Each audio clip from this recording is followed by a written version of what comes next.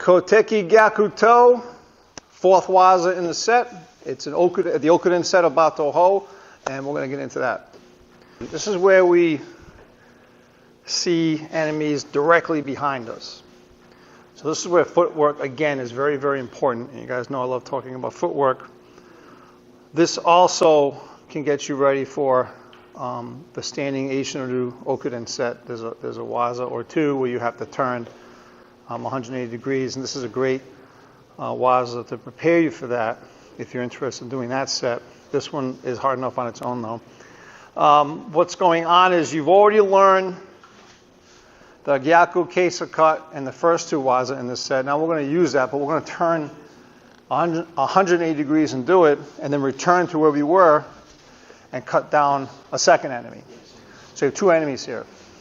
So I'll show you the movements, the basic shapes. So like always, our right hand's on the front thigh. And when we get to 3 or 4 or 5, the right foot goes across the left foot.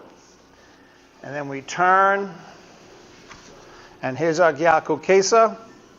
And then we're going to turn right back to where we were, and then do another Keisa cut going the opposite direction. So what's challenging about this waza is that last couple of movements is you're turning one way, but then you're cutting another way. So that can be very, very challenging. I'll do it again. Start from back here a little bit more. So we'll go 1, 2, 3, 4, 5. I'll step across my left foot. Turn. Draw. Turn back. Bring that right foot back where it was. And then do a Keisa cut. There's a lot of movement here, a lot of dynamic.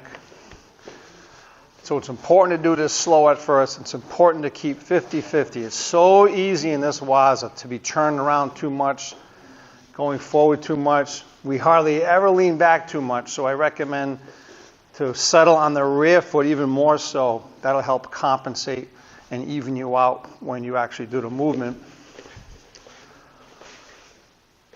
The footy kaburi is interesting.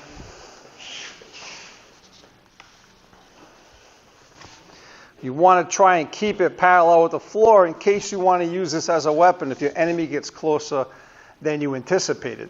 So try and keep this parallel with the floor, come across, and then cut. Can you dip the kisaki a little bit to do the cut? Absolutely, but it's the mindset of you having that weapon ready in case he's closer than the monouchi would be for the cut. I'll go on this side.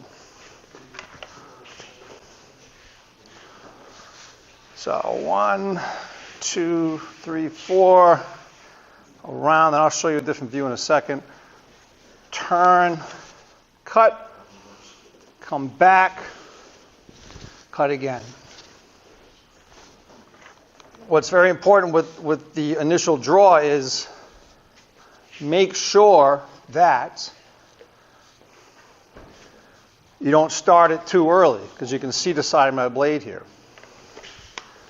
You want to make sure you're about 180 degrees, then start the draw, and then finish up. So I've broken loose the sword, but I synced on a little bit to balance my weight as I twist. I start with the hips, and here is where I stop my draw. Not here. Terrible thing to do. Once you have the shapes down, it's important to use the hips to do the turning and twisting. That'll help you keep 50-50 balance, and that'll help you preventing from just using your arms to do these techniques.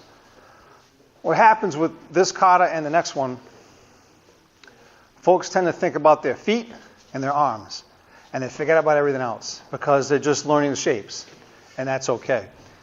So what you want to do, and I'll show you before I show you the front view,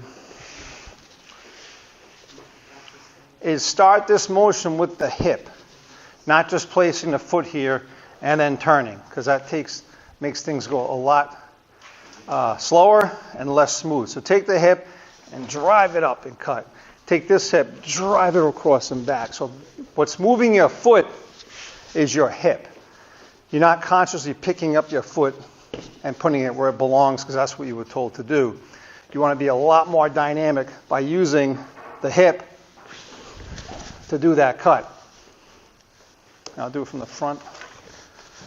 But when you're just learning it, it's perfectly fine to just put things where they belong. But once you've sort of got the shape down pretty good, you want to use your core, your body to initiate all these movements. So the right foot goes across, but my hip's starting that movement. And I'm going to sink down just a little bit for some dynamic and then put me on the balls of my foot and cut. And now, you'll notice I'm not perfectly squared off here. I'm cut just enough to do a good cut. And then my hip is going to rotate, and that's going to cause my right foot to come across by my body doing that. And then I'm ready to do my cut. Because if you do it that way, you're already going to be in a 50-50, nice equal balance before you do that cut.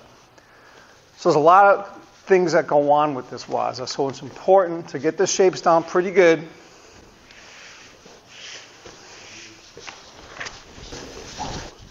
And then use the body to do the movements, not just the arms and legs. Okay? Any questions? Just contact me. Thanks.